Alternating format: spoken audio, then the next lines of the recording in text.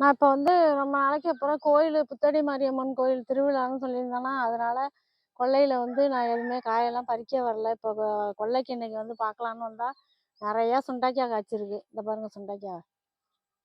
நெறையா சுண்டைக்காய் இருக்கு. எல்லா சுண்டைக்காயும் பறிச்சுட்டு எவ்வளவு இருக்குன்னு நான் காமிக்கிறேன் நெறையாவே காய்ச்சிருக்கு. ஒரு வாரம் தான் ஆகுது இதுல எல்லாம்.